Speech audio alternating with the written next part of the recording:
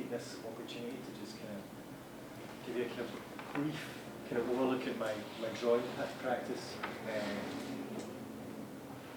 how it's kind of developed and how that's kind of going to develop further at PSN. So I studied at Duncan and Jordan School in Dundee, and that graduated in 2007. And then I did a master's in Newcastle, actually, at Newcastle University, in the Art Museum and Gallery Studies course, which was a really interesting course, but I think actually led on to me going back into my practice, because, yeah, that was 2010 that I kind of finished up there, and that's really been since after that, like working in a few galleries and things, and then really the last 2 years I've kind of focused more on my practice. And just now I've been living in Glasgow for the last 3 years, and just recently relocated to North East. My partner Gail is assistant curator at Tycaspa, which is an art centre up there, so I kind of need to move up there. Just to brag a little bit, that's my house. Is that Shetland? No, North East in the Outer Hebrides. Yeah, so it's quite idyllic, but a bit of a change from Glasgow. That's the view from my bedroom. Do you do B&B? It's an old B&B we live in, actually, and there's a shieling there which is going to be a B&B. It's like do you know the McIntyres then? I've met Keith once just in here, actually, so I know he's on the board with Tycaspa, so I'm keen to see him again. Yeah. I think he's doing a I think he'd like to talk to you about that, I'm sure. Yeah, I'm sure he'll be up soon. I know he's got a house in Burnley. He has, yeah. So yeah. The whole world now knows this. Well, yeah, I've not seen that yet, so I'm looking forward to it. But I've also, this is my new studio, which I'm moving into next month at some point. I'm waiting on the plaster to dry. But anyway, that's enough. So I was wondering where to start with kind of overviewing my work. So I decided I'd start right at the beginning, which quite aptly kind of now living in North East, I kind of started with landscape painting. This is kind of like the start of 4th year at art school, and really to just kind of give you an idea of where I was working with. And I worked with painting. I was at art school. I was predominantly a painter. I didn't really see myself as much of a drawer until the kind of like end stages of it. But with this kind of landscape practice, I didn't ever quite fit. So I feel like from that point there was a lot of the decisions in my practice became practical. For instance, like landscapes, I would work landscapes and sand them down and I found that I was never quite happy, and I would never quite know when a work was finished. So I kind of then made the decision to then give myself a start and an end point. So actually, this painting was completely scrapped, and this is the same painting that we worked. So basically, this 6 foot by 4 foot wooden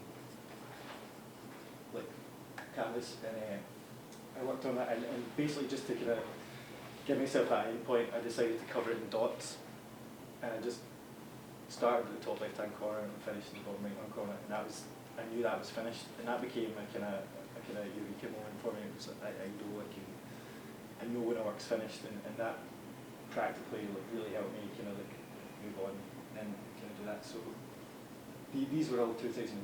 So again, apologies for the quality of the images. They're not great. Recently lost my laptop and had to kind of scavenge. So yeah, painting was really the way I seen a kind of practice going, but then when you graduate, you don't have that studio anymore, and you don't have facilities to workshops and things. So again, the practicality of that that's like the degree show and installed there. So the kind of practicality of that, practicality of that meant that I had to kind of shrink down my practice, and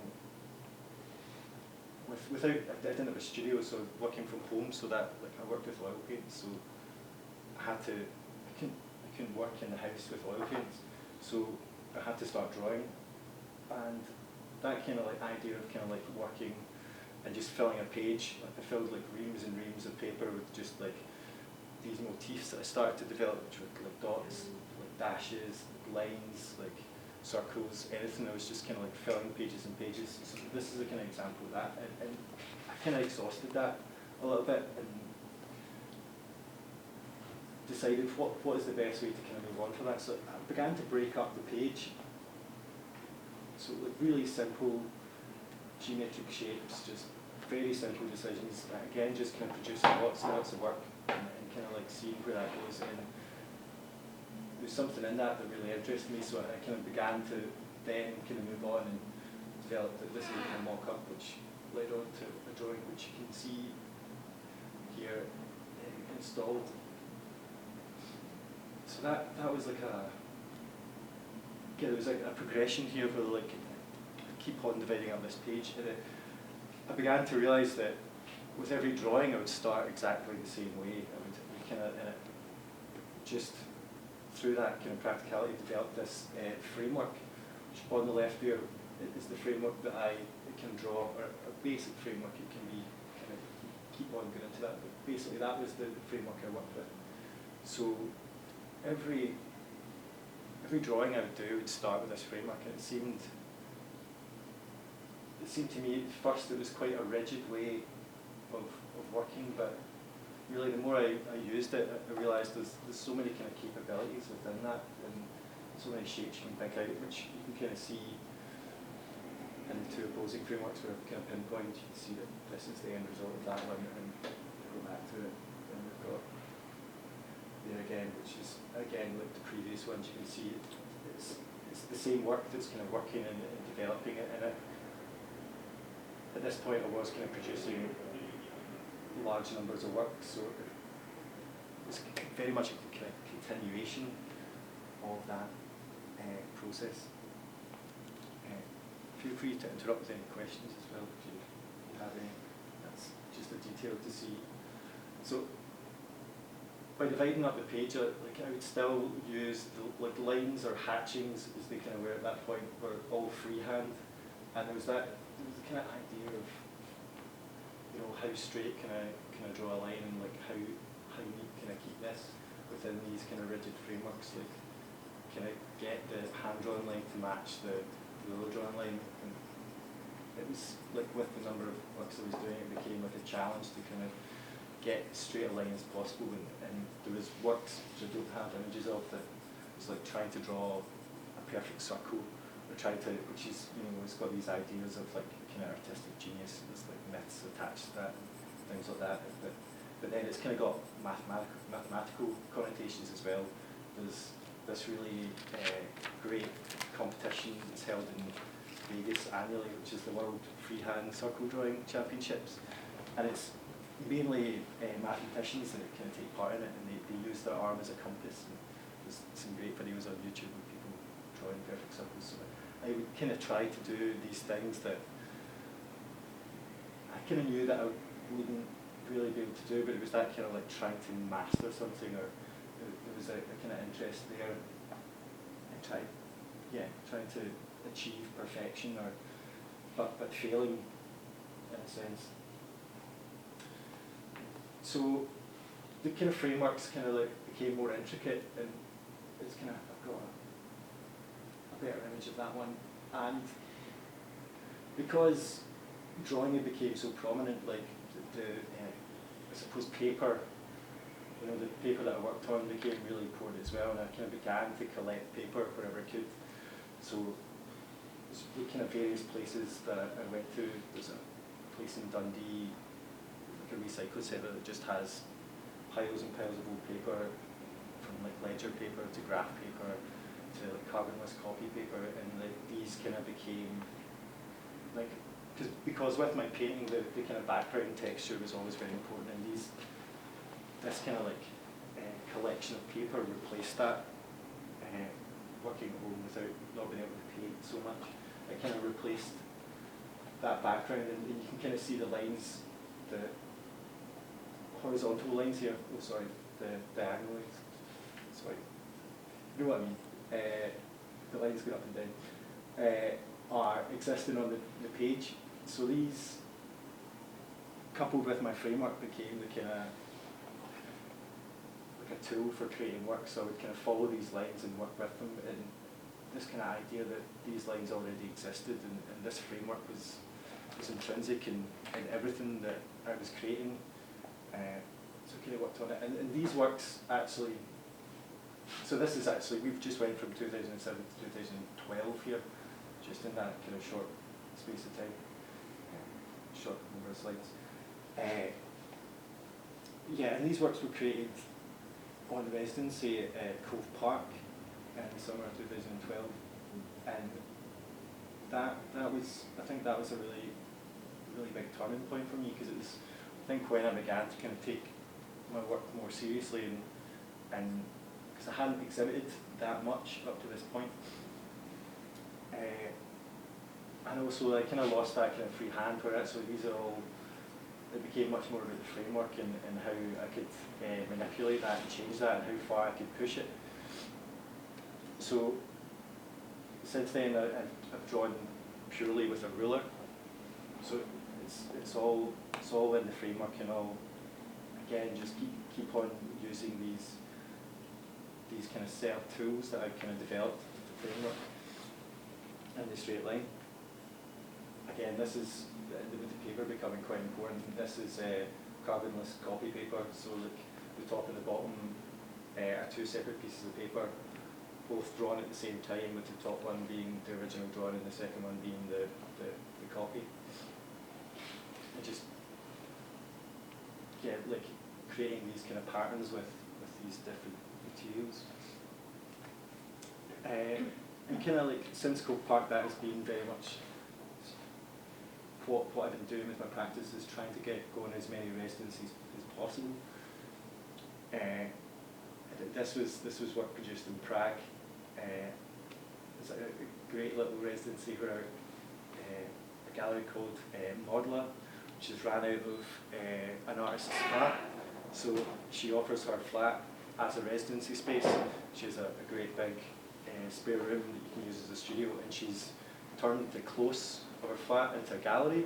There was a kind of notice board, kind of case that she began to exhibit work in, and has since built a second case to exhibit. So she has these kind of like openings in like a close, and it's very kind of grassroots, and it was a real treat to kind of go and visit different cities, and it's kind of became an opportunity to kind of travel around and see different artist communities across Europe and elsewhere.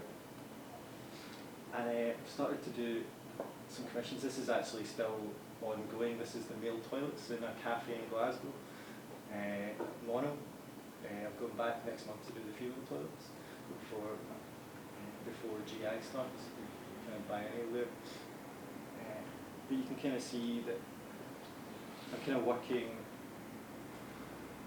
The reason I can put this up there is really the surface I'm working on becomes like ultimately important. That I need to work with the kind of like diameters of that page or that surface that I'm working on, and work around that using these same rules, or using the tools that I have at my disposal to do this.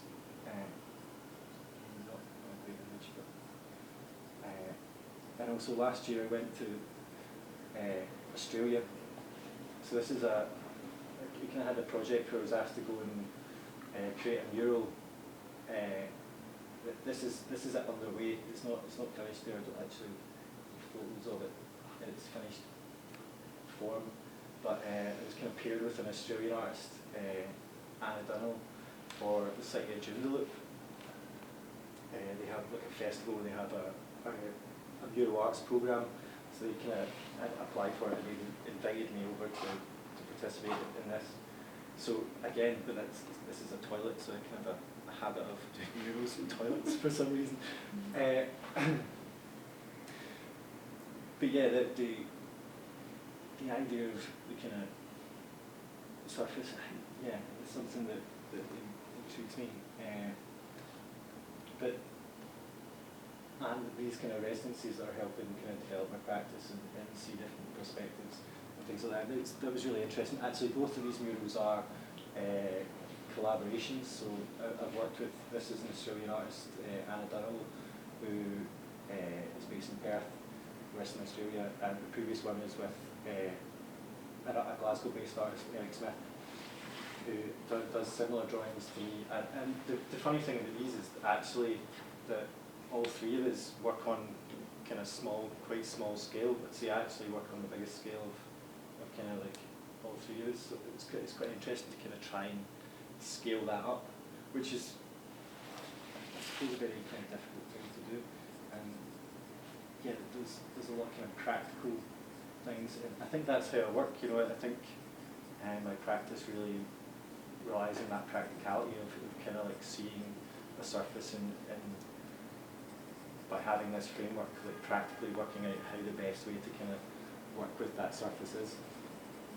But that's that. What did it look like when it was finished then? What was missing from that? Well, you can kind of see in this one there was more on the left hand side, so it just kind of it goes, it carries on down. Right down, yeah. So yeah. But the sort of distressed nature of the wall wasn't repaired or anything. No, it was basically we were given. You worked round it. Yeah, actually we had another site in Australia which was kind of along the coast a bit, in a very kind of secluded kind of area just off the beach, and it was like a teenage drinking spot, and apparently the largest dogging area in Western Australia. And it kept on getting trashed, so we kind of started and it was getting spray painted over and the building was smashed. So we could move to this new location which hadn't been prepped at all, it hadn't even been painted, so we had to kind of paint it all and prepare it all. And yeah, kind of that kind of added to the kind of the stress of this. But yeah, while I was in Australia, Anna Dunhill, who I worked with, she runs a gallery in Northbridge in Perth. And I kind of managed to get a show when I was out there as well, so kind of managed to get myself another residency, kind of create some work. So again, this is just kind of showing you how this kind of framework is kind of developing. And so these are a few of a series of 33 drawings I did. I think 16 of them were exhibited. Again, just on American letterhead, just working with that and just producing it. But kind of during that time, using this framework, I kind of stumbled across this, which is the Van de Graaff grid, which is basically, it's called a canon of page construction. So it's a framework that was used to kind of position words on a page. And it's a fairly simple framework that I was working with, but I didn't realise the kind of depth that it was used and how often it was used. And I thought this was really nice that actually it was used to kind of position words. You know, there was something quite poetic in that. So I started working with that and like looking into different frameworks and how they were used. So that's 4 drawings that were used that actually kind of lift elements of that framework into it, if you can see the images. Great, but kind of starting to realise that although I kind of started using this independently, that it was something that was kind of inherent in everyday life, I suppose. And then you've kind of got that this is the golden ratio, and you can kind of see the B to D and the E to C lines are elements of that Van de Graaff grid, and that this kind of golden ratio, as it's called, is something that's kind of used heavily in design and even like composition, like art history and things like that, which I'm not wholly versed on, but I kind of like understand that again. So you kind of, and even in nature, so you kind of like realise that this kind of form is kind of like, there's something intrinsically beautiful about it, that it's so widely used. Because an example that I just pulled off the internet today, and then like even in technology, you've got Twitter that uses it, and this kind of, I think this really excites me, that this kind of ancient kind of like form is so heavily used, and this one is my favourite. It's just so actually this kind of is an example of like how far you can kind of push that and use these forms, and obviously kind of nature as well. So again, going back to that kind of idea of beauty, I think that it's inherent in these kind of frameworks, and that intrigues me as to like, why is it that these are used so often. Yeah, so I suppose that this is my most recent work, which have kind of used elements of the kind of like elements of that to kind of, again, sorry about the image, to kind of work on. I suppose it's a kind of departure. Well, this one is specifically, and this one kind of got these. So I'm looking at a lot of like kind of symmetry and ideas of like shape and form and line, and how that develops in practice.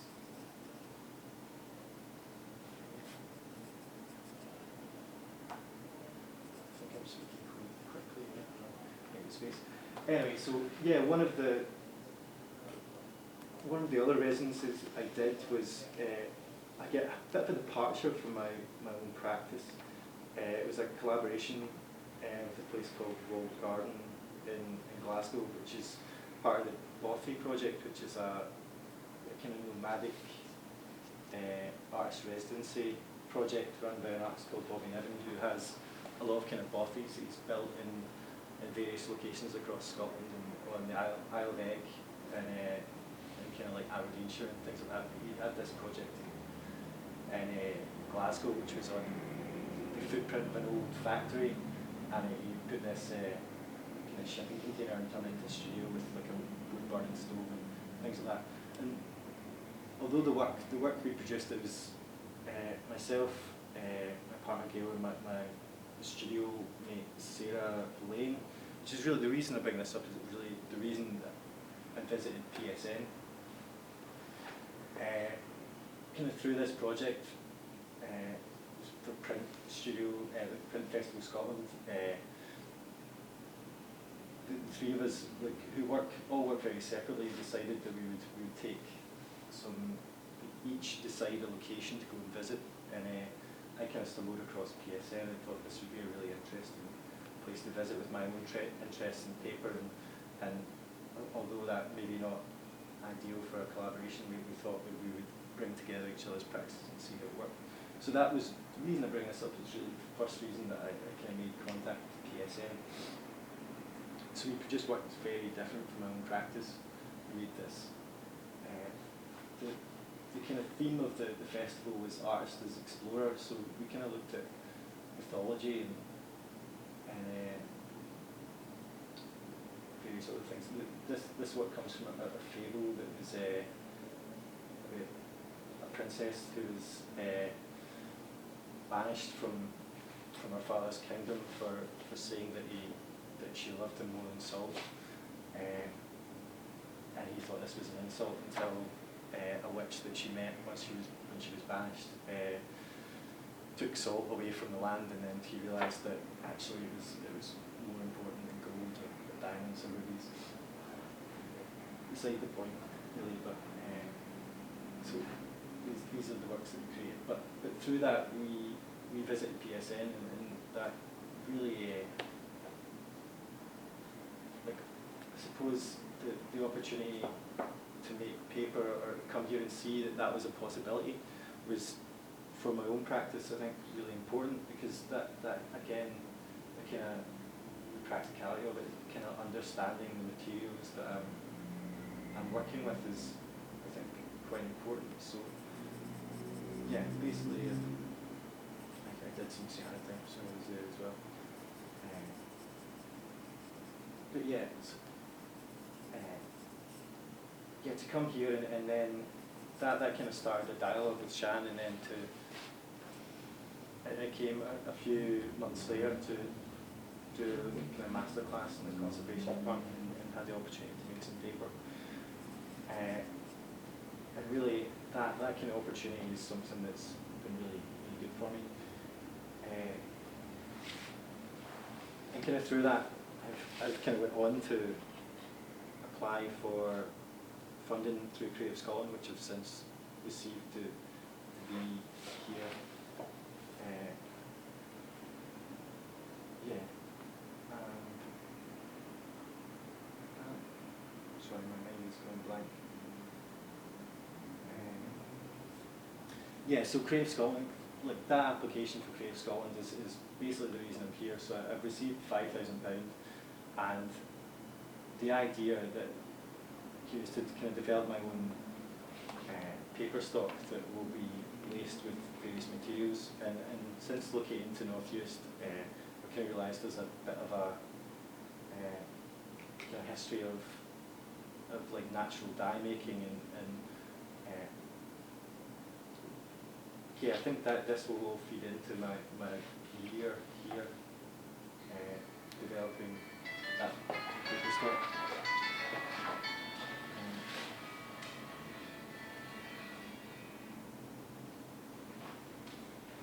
Yeah, does anyone have any questions?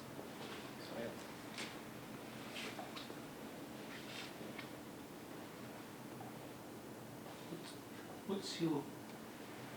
What's your relationship, do you think, with minimalism?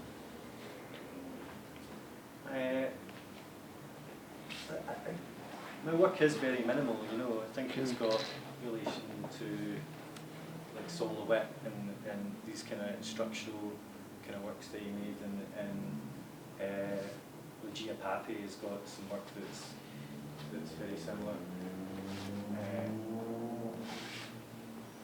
I think I think it's very considered, I hope. But yeah. Meaning that it is minimalism. Yeah. I just wondered if it was, if it had a kind of ironic relationship with minimalism, given the kind of history of that particular approach.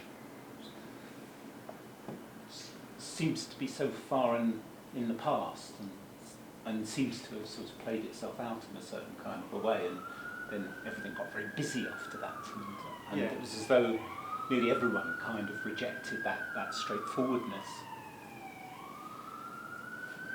Yeah. And you're picking it up again, but perhaps is it possible to pick it up without being ironic now? Maybe not. I mean, it's sort of just interesting. I mean, I'm not sure that one always thinks like this as one works, but it just occurred to me several times while I've been looking at your work that it may be almost impossible not to do it without being ironic. I don't know about minimalism. That's something to think about. But I suppose like it all kind of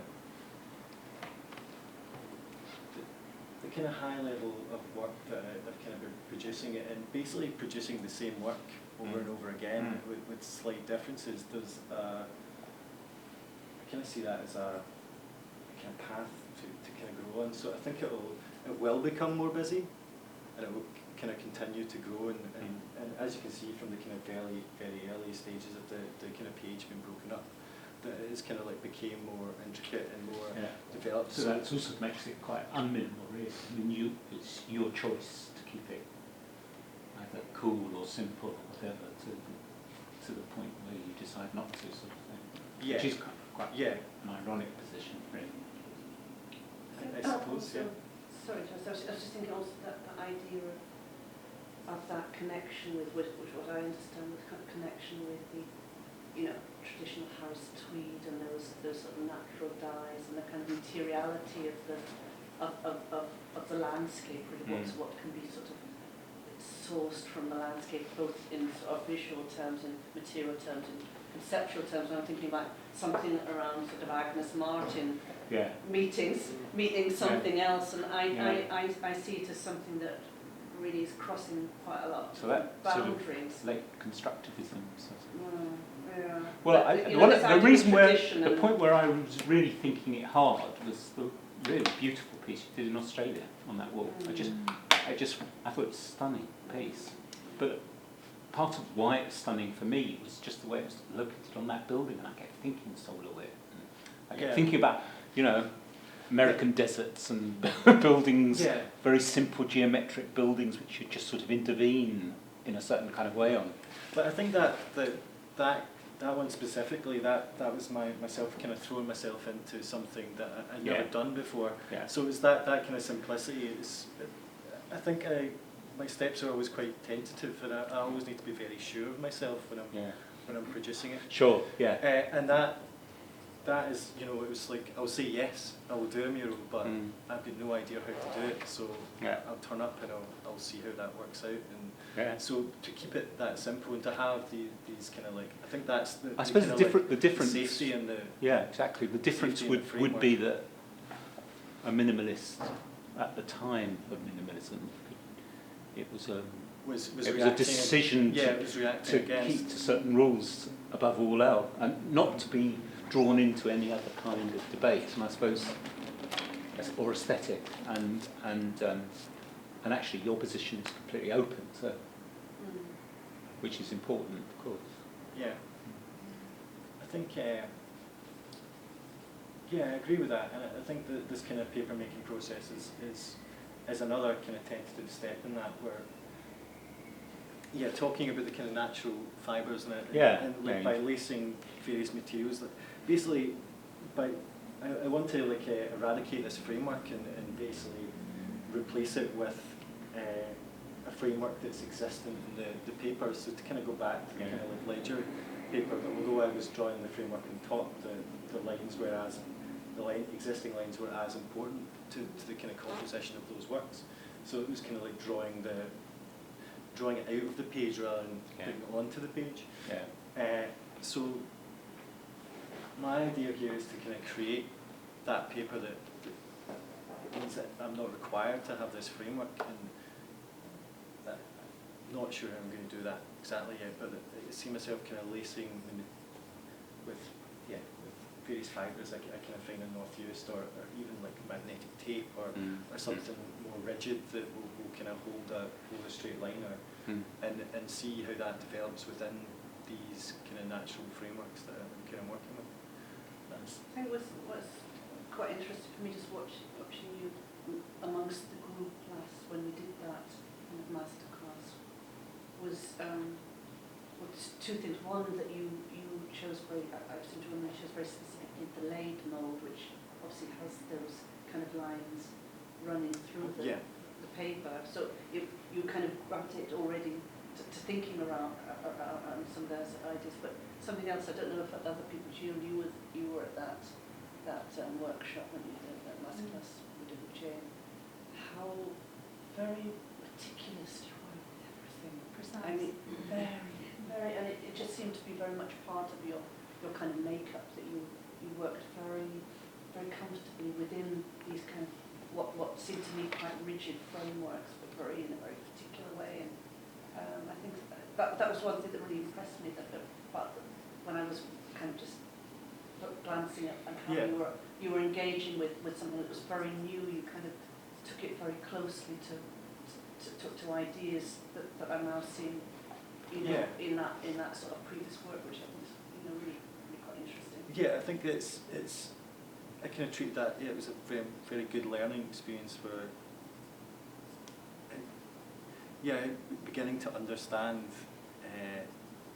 these materials and how they work and the action of it. And it's very methodical the way that you approached it, but I think in a very sort of in a very interesting way. And that's when you were saying, I don't know what you commented, something that it was during sort of 2012 you began to really feel that you were developing a practice that feel that you're now in a really strong position to sort of move things forward, because you seem to be very comfortable in the best possible sense of the word, in the direction that you're taking things in. Yeah. I agree with that. Yeah. Can I ask repetitions to you? You're obviously trying to work. Yeah, What is it about repetition?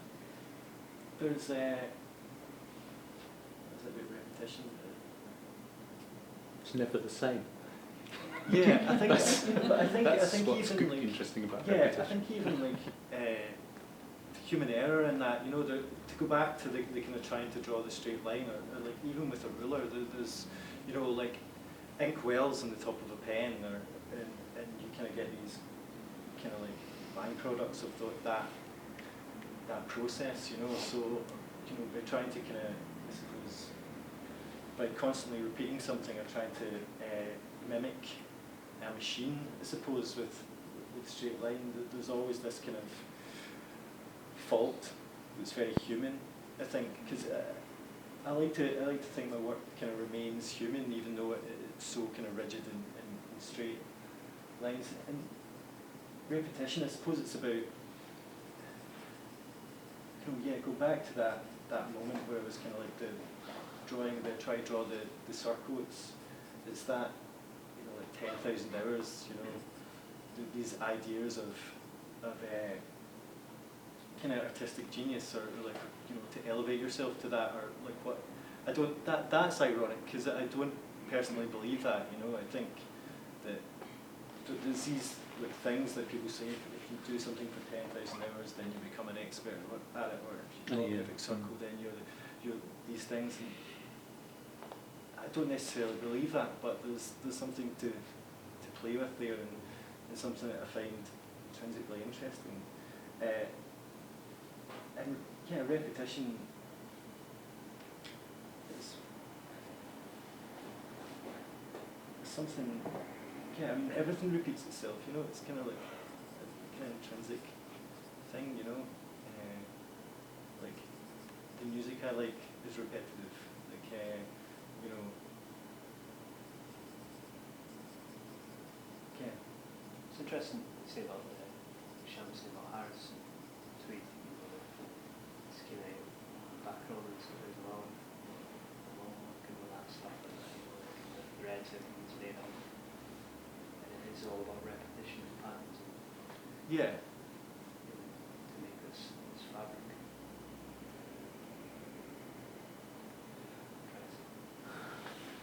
Is it just a characteristic of production, or is it an idea for you?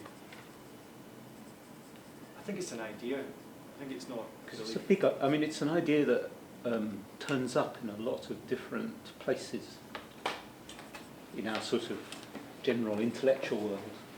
And I just wondered if it was that sort of idea, or whether it was what it this kind of formal idea that you enjoy more than you need to think about it, as it were. There is a level of enjoyment about it. Mm. Because you know, you mentioning music just interested me for a moment, because I mean, I think you know, to riff off something for over a certain period of time, you don't really need a massive Deleuzian theory of repetition or something to engage with that. It's done all the time, as it were, and it seems so grounded in creative production, really, somehow.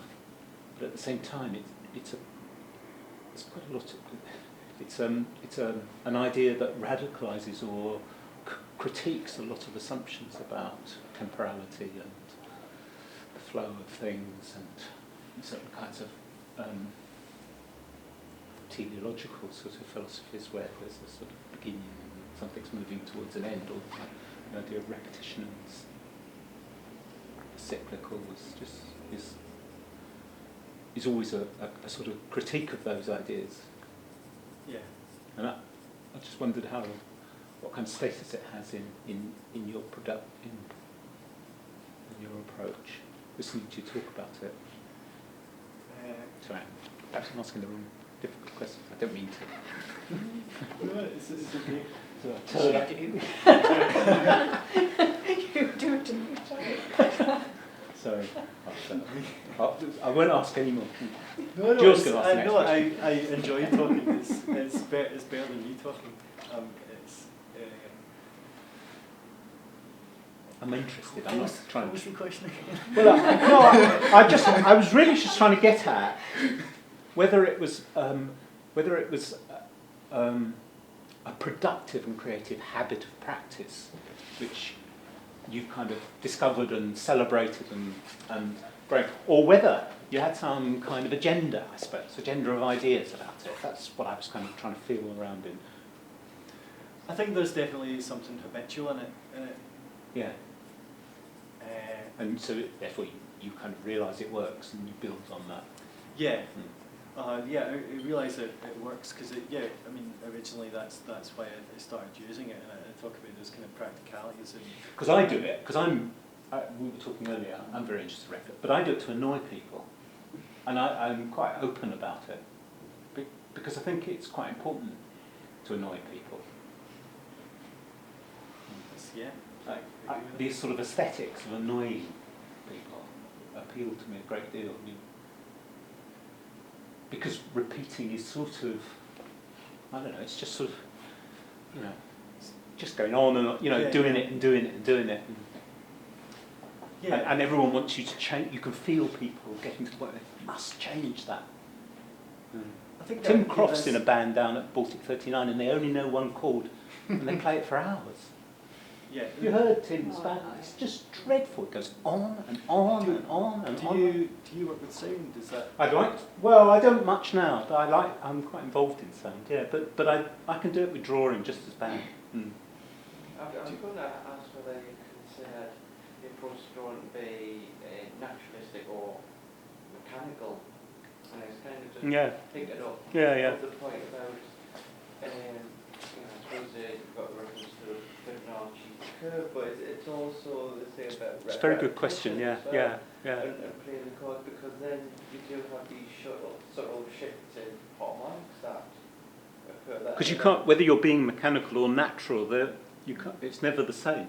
However hard you try, it just sort of, I'd say it's very mechanical the way I do it, and that was the kind of conscious decision to start with the only ruler. using a ruler, to kind of take myself away. That again, maybe actually you maybe hit on something with this irony, because it was, the reason I went to art school was because I was a talented drawer, but then I'd kind of stepped away from that, and I suppose there was a kind of conscious decision to, at one point, to make work that could be done by anyone.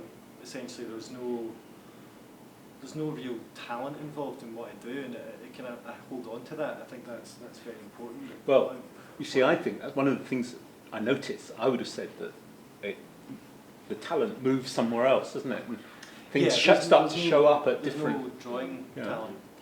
It was quite interesting that on Tuesday afternoons we do this with staff doing it to each other, and Ronan McCree showed his projects, and somebody asked him why there was no continuity in his practice at all.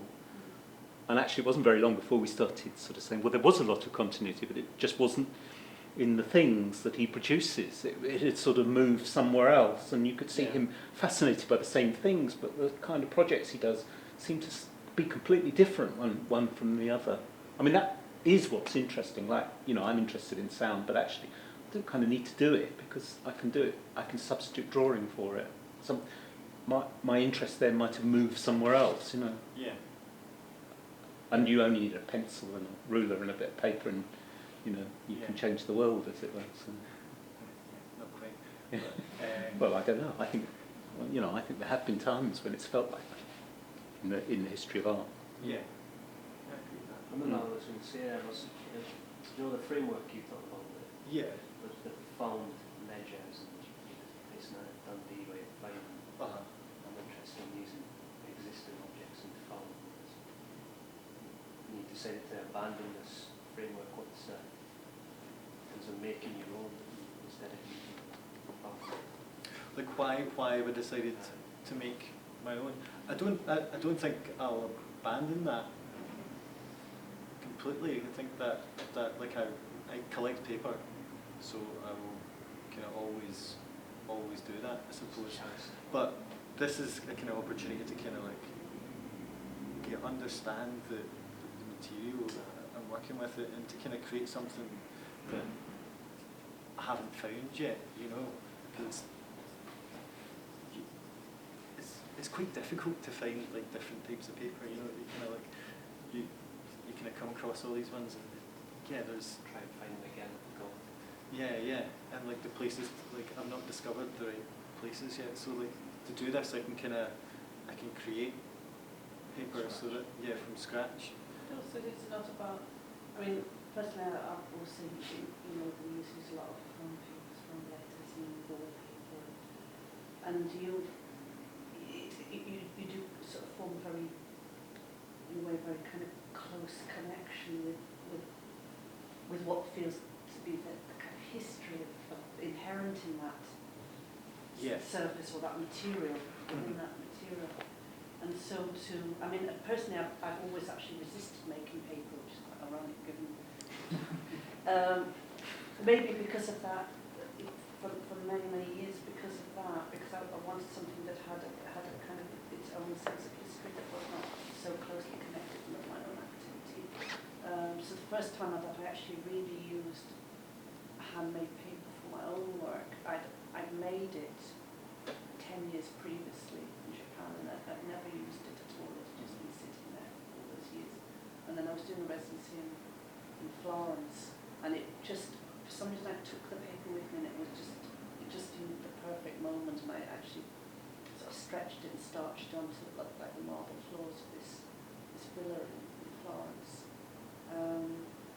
But I think then to actually be making one's own paper, you then are creating a different kind of history in it. And that's why I was quite interested in your ideas about that relationship with the history of of sort of Harris Tweed, you know, weavers, and you know the way that they, you know, they were gathering the dyes from the lichen, from the irises, from the water lilies, of that environment that we're looking, you know, you're looking out your window, you've seen that around you. So it becomes something that is very kind of real and immediate in terms of then how do you kind of, you know, take something from that sort of the physical, the material, that kind of historical environment, culture of where you're based, and then so you then begin to have a very particular relationship with the paper. Put a history onto the new paper, so to speak. Yeah. So I wondered if, I don't know, I'm rambling a little bit, but I think there there's is that very different relationship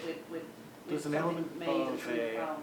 there's an element of chance, I suppose, in the kind of like the processes of making paper and what I see myself doing with it that will, I suppose, kind of add maybe not a history but some sort of something to it that will be unpredicted, or So maybe that rigidity, let's say, of the laid mould and the kind of what is a very repetitive action of paper making, then those things that slip in. I mean, I remember seeing, I think going back to Agnes Martin, seeing her work at the Botanic Garden in Edinburgh, and they were quite late works, and I was really surprised when you looked close up how the line, it's what you were saying before, how the line actually wasn't straight. The pencil line was moving around and undulating with the surface of the paper or whatever, and somehow I was really quite shocked by that, because in reproductions you think of it like as something that's very, very Did you see precise that and mechanical, but it doesn't. Kenneth Martin show at Camden Arts Centre? Because that was like that. Brilliant. It was quite astounding Kind of surprised. how sort of handmade they were. So maybe it's this tension that's sort of set up between. Yeah, I think like with the paper production, like I don't want any two pages to be the same, you know. I think that like with that, the kind of originality of just a singular piece of paper rather than something that's, and to contrast that with maybe kind of something that looks mechanical on top, but like you say will be interfered with down to the kind of the nuances of the page, you know, which is, I suppose, very subtle, but I think that's enough. I mean, maybe I'm wrong. Maybe I'll find that actually, you know, I've done that I prefer the kind of found paper or something. But I think the kind of process of making a single piece of paper will add something to it, and the kind of chance in that, and yeah, by adding these kind of like you say, like collecting these elements of use or my surroundings and yeah, like lacing it with like maybe like fabrics or like like the Harris tweed and things like that. It could, yeah, it will give it something different. It will never repeat itself, even though I'm going through the same processes. You anticipate that eventually the papers will be the drawing and that you won't actually work on them? Yeah, I think that's something definitely for like a series. Maybe I think I don't know if I want to see myself not drawing, but maybe that's something that's slowly kind of like beginning to another happen. substitution. Yeah, perhaps. I think sometimes anyone that works in paper will realise the difficulties of documenting it, and I've got a lot of install shots that look like frames with blank pieces of paper in them. So maybe I'll just frame some blank pieces of paper. Really interesting as well. Yeah. Because of the emphasis on how you represent these things. Yeah. While you were talking, I was kind of thinking a little bit about the difference between paper and casting, because what's interesting about the felting process of paper or whatever is that it is a kind of cast. It's made in a mould of some kind. That's the kind of process. But it is very much about repetition, simply because the way that paper is used and the way it goes out into the world is very closely linked to media in quite a conventional sense, to printing, writing, forms of reproduction which travel. I was thinking paper money actually being a perfect example of why paper is. I mean, didn't take the Chinese very long to understand that they could produce paper money. Interesting about casting, it's all exactly the same. Something is made in a mould and it's repeated over and over again, but very few people think about it as repetition. There's something very strange about our attitudes towards, and it's partly because the object that is produced is sort of ontologically the same as the original sculpture. You still have, we still have to sort of visit those. They don't come through the post, or they don't, those kind of things. It's sort of non-media sort of. It's quite interesting, which is why the decision to work with paper is an interesting one. It sort of entails a history of media and communication. It just the paper seems to be, and when one slows that down and artistically engages with it, one is doing something quite special with it, really, it seems to me. Yeah. It's an observation, really, more than a question. Do you think that'll be lost, though, that kind of like with like media, the way it's changing? Yeah, no, I think paper's becoming perhaps quite interestingly questionable because of electronic media and paperlessness. Yeah. Paper will start to feel like something you have to visit, go to, in the same way that if I was to say, come and see my reproductions of the Medici Venus or whatever, you'd sort of have to go and visit it in the same way that you might have to go to where the original is. Yeah. Which is very different from what paper does. I think as well, I kind of like to treat paper as an object. Well, yeah, which is that's not what I meant about something- slowing it down. Yeah.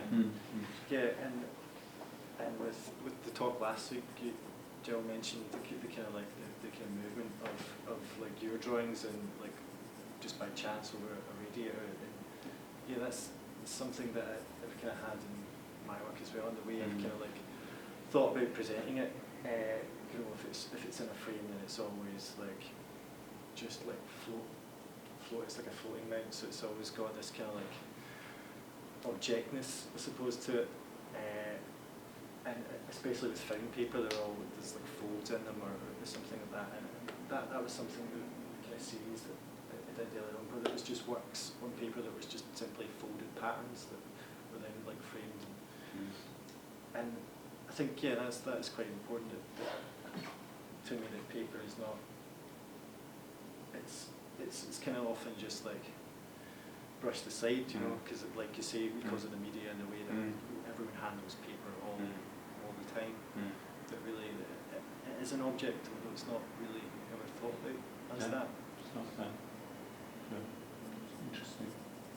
You have to force it to happen. I mean, going back to a comment just slightly earlier, I'm just thinking of people who were at Richard Talbot's seminar.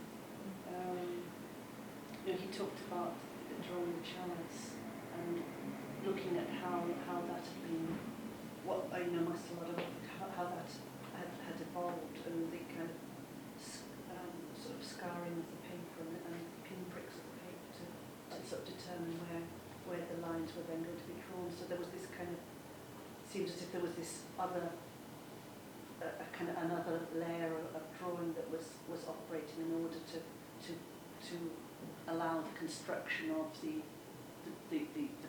drawn lines themselves.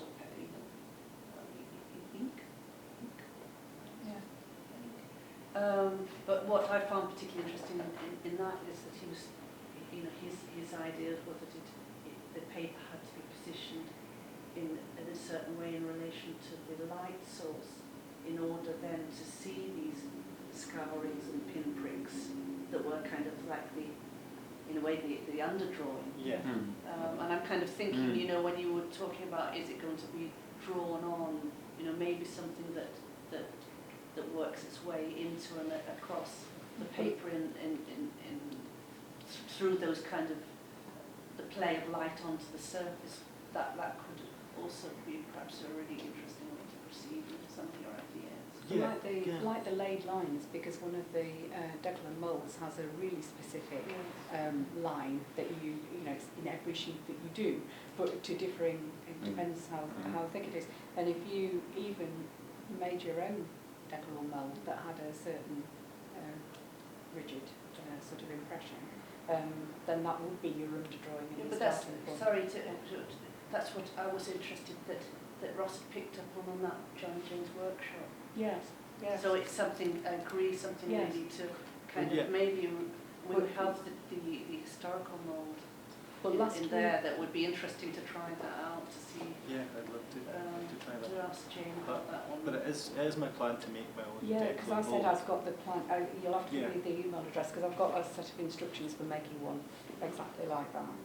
Well, yeah, that's my plan, is to make my own decal molds. They're well, you know, using various techniques like marking or something that will have these kind of like chain lines. Yeah. They will have these kind of marks that will be left on the paper from that specific decal mold. I suppose the question is whether they're on the paper or whether they are the paper. That's that was really what I was trying to get at. I suppose they are the paper. Which is quite interesting, because there's quite a lot of invested in the idea of drawings on something. You know, when you talk about drawing in gents' toilets, you know, I mean, clearly you draw on the wall in gents' toilets, isn't it? Draw the wall, but in a funny kind of way, maybe other ways of talking about that. Yeah. But also, if you used Harris tweed as a cushion surface, that would have an impression. Or it would produce marks on the. It would stain, do you think? Well, it might. I don't know if that causes ruin. Yeah, I don't think it will. I mean, I've been to quite a lot of the workshops in especially Harris. They're not really using the natural dyes anymore, sadly. But certainly, you know, the range of different surfaces would be. I think it's a really nice idea. If we were going along with the kind of east coast of Harris and visiting a couple of the workshops and getting some It's not far. not far from town. You might be able to get a sample of the original that's using the original dyes, maybe, potentially, from somewhere. But you might be able to track one down. So I would have thought that natural dyes are more likely to leach out Yes. than